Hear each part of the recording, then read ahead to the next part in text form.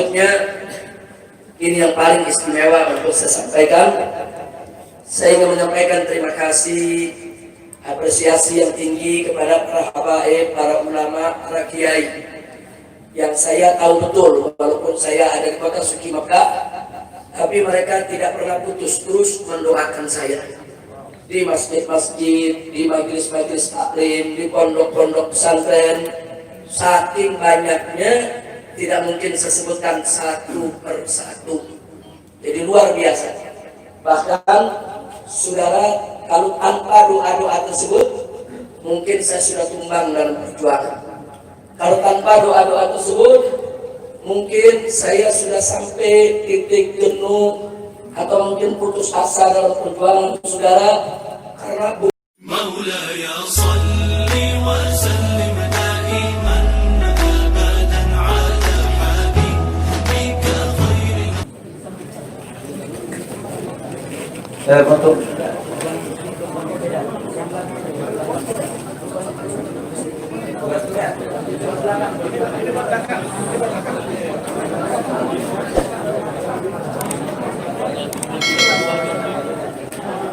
baik, tolong kelas kanan dibantu kelas kanan untuk ditahan, jangan lagi ada yang masuk.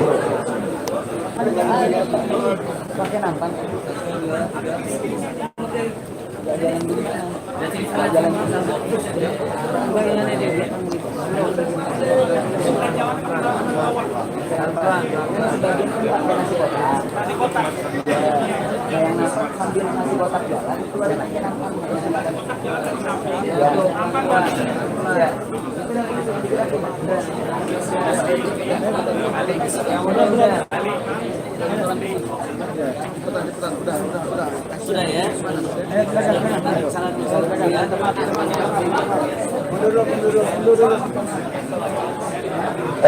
Tim konsumsi untuk yang pakai nasi kotak segera dibagikan. Nah, untuk para tokoh, para alim ulama akan menyusul makan dengan nampan. Nah, tim makanan segera dioper segera mungkin, karena kita masih ada beberapa agenda.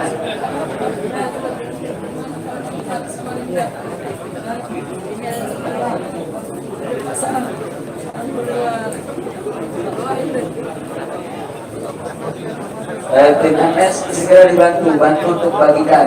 Santri MS bantu untuk bagikan biar cepat. Dan jamaah yang di luar tidak usah masuk dulu, bisa dapat konsumsi di luar.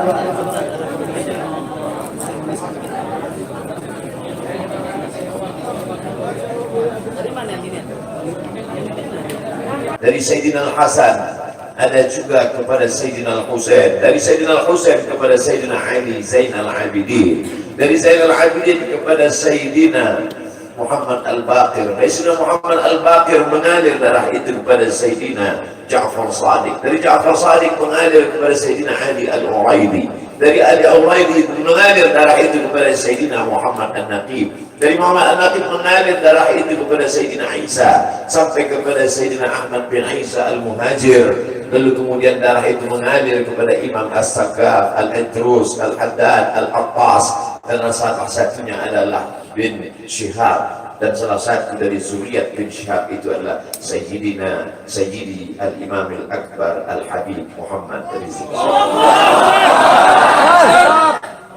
Kalau mau hidup tenang, beliau sudah tenang dengan anak menantunya, dengan cucunya, dengan ilmunya. Beliau meraih gelar LC dari Universitas Imam Muhammad Ibn Saud. Dia cukup dengan majlis-majlis maulidnya, cukup. Mengapa dia susah payah? Mengapa dia mesti kena fitnah? Dia hanya mengikut darah Sayyidina Al-Husain. Kalau mengikut Sayyidina Al-Hasan lembut, mengikut Sayyidina Al-Hasan lembut sentuhannya. Maka para ahli bait ini mengikut dua aliran, Sayyidina Al-Hasan dan Sayyidina Al-Husain. Kedua-duanya saya cintai. Habaib yang mengikut Sayyidina Al-Hasan, saya datang, saya cium tangan mereka, saya bersilaturahim, lembut gaya mereka. Tapi mereka semua mengajak untuk mencintai Sayyidina wa Maulana Muhammad sallallahu alaihi wasallam. Tapi ada yang seperti Sayyidina Al-Husain menggelegar suaranya, dia huluskan pedangnya untuk musuh-musuh Allah. Keduanya adalah sama-sama diridhai Allah. Innal Hasan wal Husain sayyida syababi ahli jannah. yang mencintai Sayyidina Al-Hasan, mencintai Sayyidina Al-Husain, yang mencintai zuriat mereka, keturunan mereka, maka dengan cinta itu bekal kita menghadap Rasulullah SAW. Andai aku dihadapkan nanti menghadap Allah, tahajud tak sebanyak Imam Ahmad bin Hanbal, 300 rakaat fil yaumi wal laila, 300 rakaat sehari semalam. Andai aku dihadapkan kepada Rasulullah SAW, maka jihadku tidak sebanyak Sayyidina Khalid bin Walid. Setiap jengkal kulitnya, setiap tetes darahnya tak lepas daripada tebasan tombak, anak panah dan pedang. Andai aku dihadapkan kepada Sayyidina Maulana Muhammad SAW, amalku tak sebanyak Abdurrahman ibn Auf. Lalu apa bekalmu, hai Abdul Somad? Adakah ceramah-ceramahmu itu bisa kau jadikan bekal menghadap Allah? Tidak. Sebagiannya sudah diambil oleh tatapan mataku melihat berapa subscriber, follower, dan viewer. Abdul Somad mungkin habis amalnya sudah ria. Satu-satunya yang akan dijadikan bekal menghadap Rasulullah hanyalah aku pernah mencintai keturunan Rasulullah. Aku pernah mencintai zuriat. صلوا على النبي.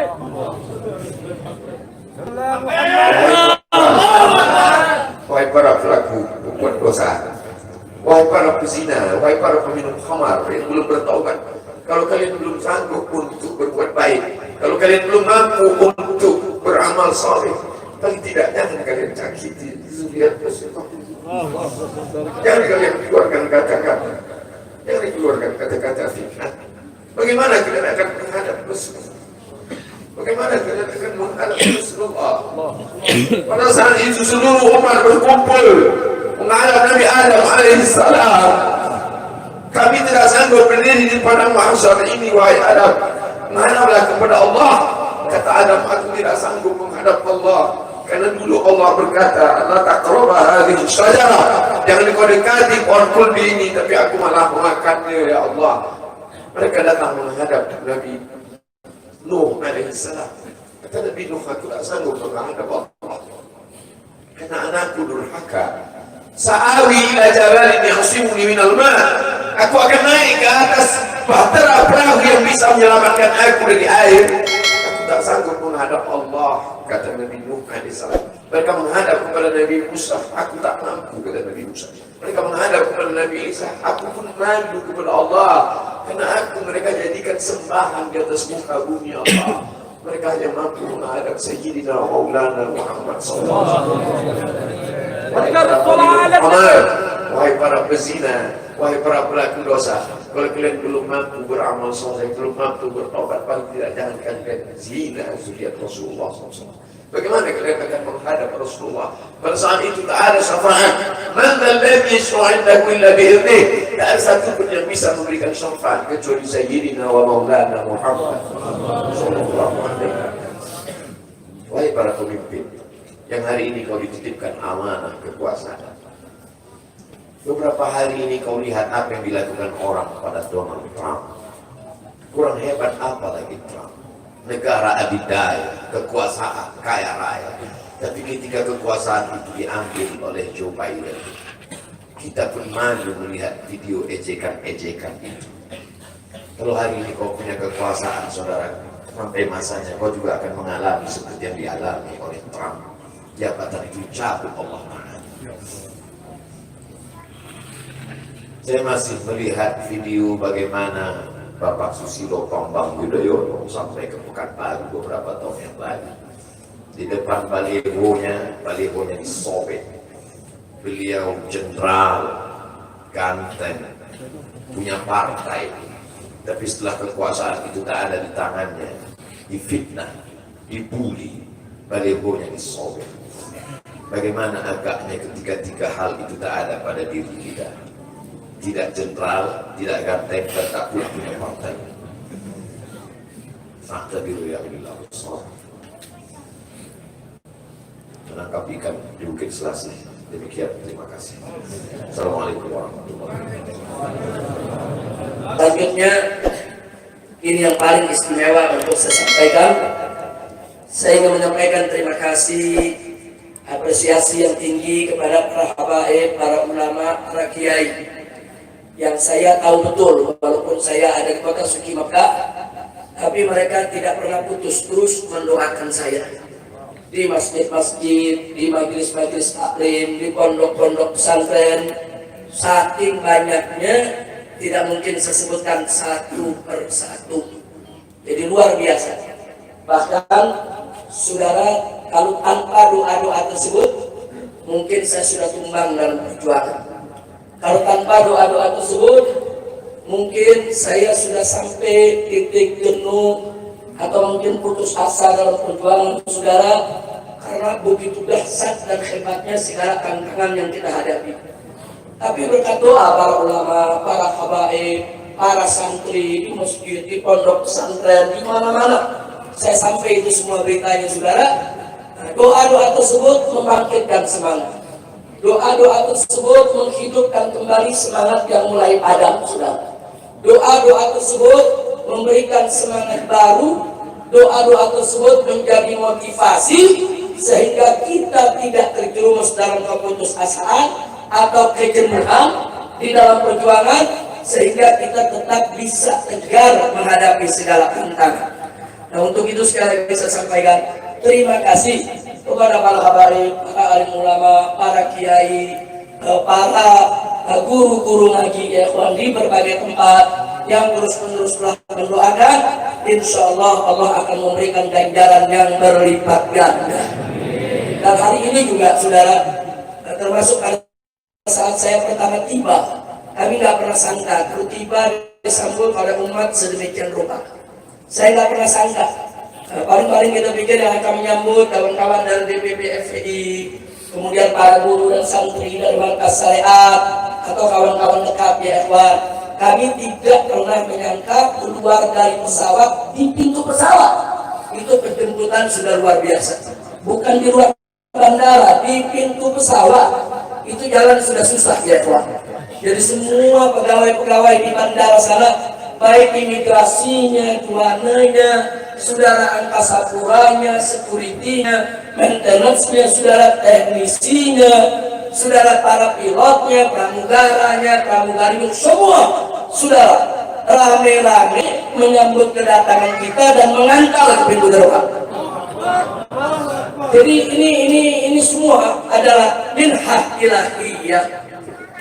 Nah, tapi begitu sampai di pintu gerbang, lautan manusia luar biasa, dan ini tidak mungkin terjadi saudara begitu saja. Ya, ini karunia Allah, ini anugerah Allah, tapi ini semua terjadi tidak begitu saja. Ini terjadi karena adanya motivasi, adanya dorongan, adanya konsolidasi, adanya koordinasi, adanya persatuan dan kesatuan antar pondok-pondok pesantren, masjid-masjid, musola-musola, ormas-ormas Islam, termasuk majelis-majelis taklim saudara. Anda bisa saksikan dengan mata Anda sendiri saat ini, hari ini sebelum Jumat tadi, saya sampai di Gadok jam 8:30 saudara. Sampai di sini pas azan Jumat. Kok bisa begitu lama? Itu umat semua turun ke jalan. Loh, kok bisa begitu banyak yang turun? Karena hampir semua majelis-majelis taklim saudara yang dipimpin oleh para kiai, para idolan, para habaib saudara, semua mengerahkan santri dan jamaahnya ke jalan saudara. Sallu ala nabi. Saya sangat terharu saudara, dan semoga persatuan ini bisa kita jaga. Persatuan ini terus bisa kita tingkatkan saudara. Karena persatuan semacam itulah yang menjadi penyebab turunnya keberkahan. Nabi mengatakan alaikum bil jamaah fa inna yadallahi ma'al jamaah. Wajib atas kamu berjamaah, bersatu. Kenapa? Fa inna yadallahi ma'al jamaah.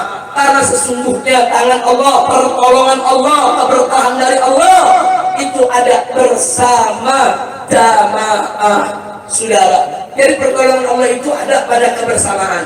Pertolongan Allah itu ada pada persatuan saudara. Sekuat apapun kita, sekaya apapun kita, sehebat apapun kita, sebanyak apapun jumlah kita, tanpa pertolongan Allah kita lemah, nggak ada artinya ya. Dan sebaliknya, sekecil apapun kita, sedikit apapun jumlah kita, saudara, semiskin apapun kita punya harta benda, saudara, serendah apapun jabatan kita, saudara, tapi kalau kita mendapat